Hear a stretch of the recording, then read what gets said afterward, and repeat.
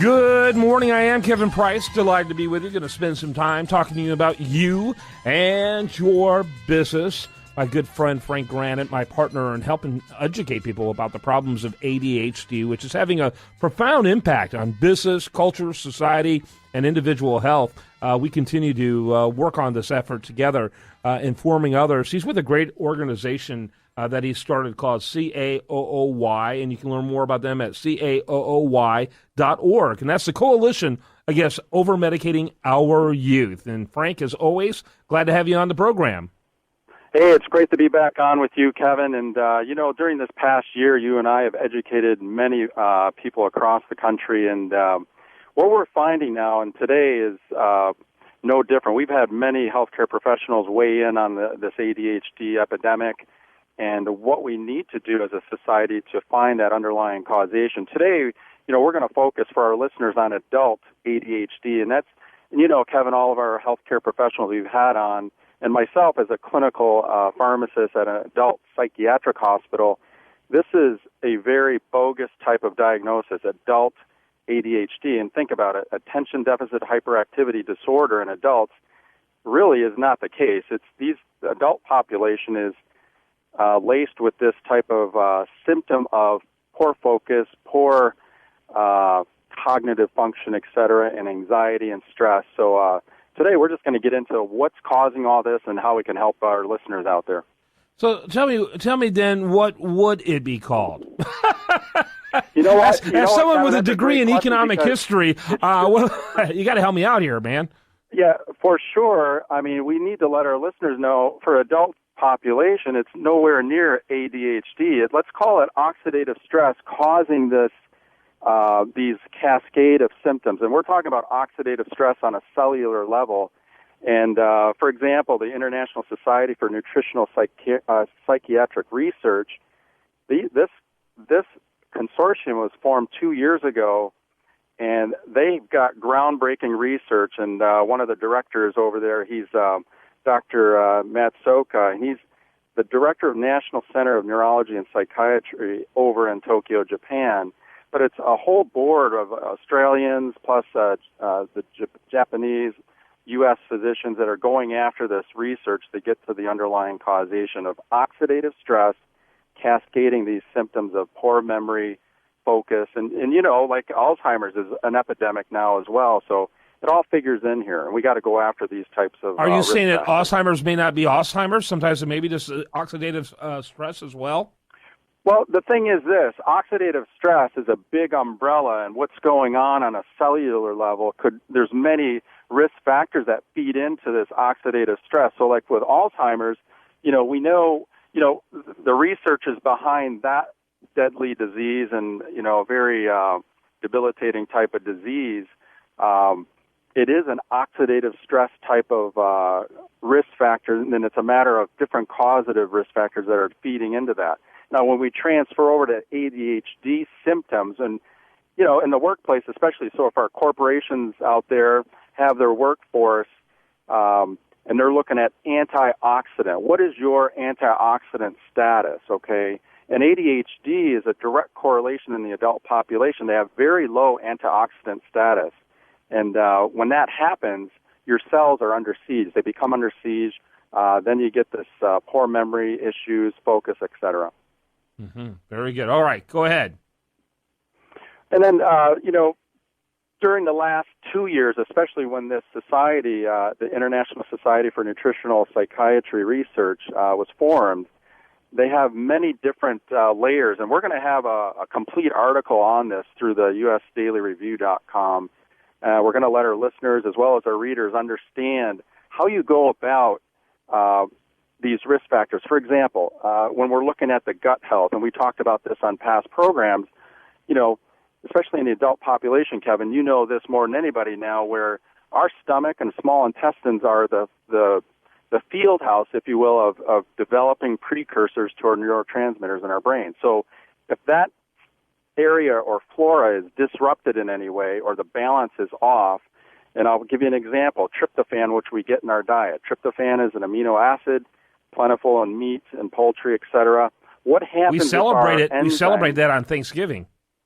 Yeah, exactly. And you know this, okay, we eat a ton of tryptophan on Thanksgiving, everybody's comatose, within an hour, right? Yeah. Well, here's the reason. Our bodies, as we age, now we're talking about adults here, as our bodies are aging, our methylation process, which means how we get rid of free radicals and things that are creating toxic environments in our gut and small intestine, if you will, that process becomes deficient, okay? So what happens on the tryptophan scenario, and this is why we sleep, or the majority of Americans, are comatose after a heavy type of protein meal, the enzymes that are needed to kind of convert that tryptophan to the precursors that are used to make dopamine, which is our neurotransmitter for function, et cetera, cognitive function, memory, that type of thing is. So the thing is, that whole system, that cellular level, that ability for our bodies to remove toxins as we age is diminished. And now what we need to do is help teach people and educate people, how do we get that back? How do we get that process back? And through our organization now, we're actually finding and educating many people onto how you do that through antioxidant supplementation and getting your score up to where it needs to be, which is in the 50,000 unit range. Okay, antioxidant supplementation. So this would help address some of those symptoms? Yes, it's the first hallmark, if you will, and even on a psychiatric level, antioxidant status. And Dr. Richard Cutler, he's from the anti-aging research at National Institute of Health in Washington, D.C., made a statement stating that overall health, antioxidant is the key biomarker.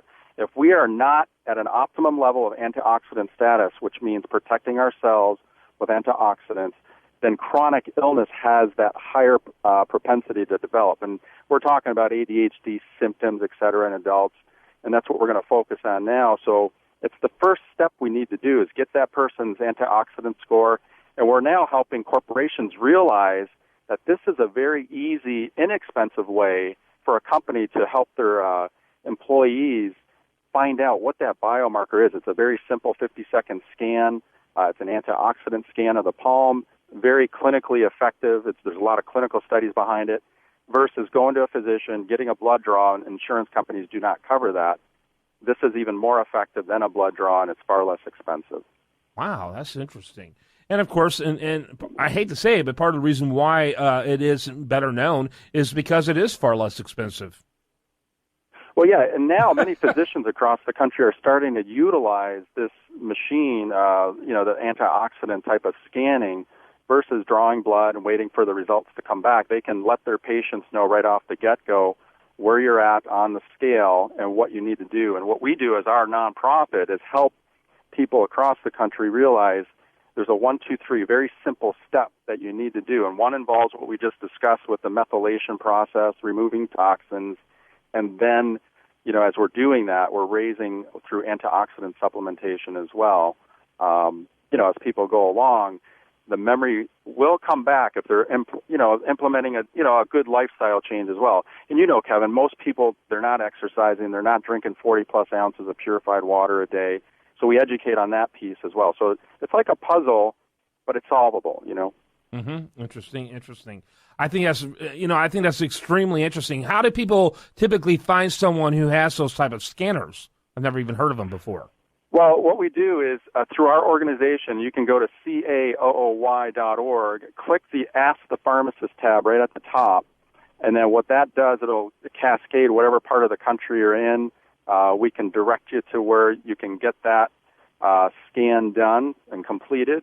And then we also educate and advise what your situation is, what you're going through, whether it's a cognitive function problem, whether you're, are you exercising enough, et cetera. So that's what we do as an organization to give you that 1, 2, 3 step to help you get back on track as an adult in the workforce, to get that focus, that type of cognitive function back. Okay.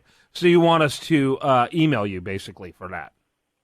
Well, it's one of two ways. We can have our listeners go to our site, which is CAOOY.org, at the Ask the Pharmacist tab, or you can email me direct, which is Frank Granett at CAOOY.org. Yeah, but if you ask the pharmacist, you want us to ask where one is located near us. Yeah. What we could do is direct you to where the nearest, the practitioner or whoever has that type of scanner close to you. We can direct you. What I'd love for you to do, if you don't mind, because, of course, we do have listeners all over the country, especially thanks to USDailyReview.com. But next time you come on, if you don't mind, let us know a few places that have that here in the Houston area. That would be awesome. And we can mention that on the radio as well. Yeah, and we'll let our listeners know right now to go to USDailyReview.com, and we can in the Houston area for sure. And there's a bunch out in Houston, Dallas, Fort Worth area as well that have that scanner. But most importantly, it's the education piece. We can get you, once you get your antioxidant score, what we need to really educate is lifestyle changes, plus understand where these symptoms are coming from. How are they coming about before we go to that premature drug scenario. And, Kevin, we've had so many guests in the past where, that whole premature drug therapy with amphetamines, especially in our kids as well as adults, the FDA has already ruled on this. If you go to their site on the MedGuide Watch Alert, a system that they have, you'll see amphetamines in the ADHD condition being used prematurely can have untoward side effects long-term as well as short-term. Frank Granett, he is a regular here on The Price of Business, his organization, CAOOY.org, which stands for Coalition Against Overmedicating Our Youth. Thanks so much as always, Frank. We'll talk to you soon. Oh, thank you, Kevin. Have a great day. You bet. When we come back, much more for you. Do want to remind you, best content here shows up over there at USDailyReview.com, and this is The Price of Business.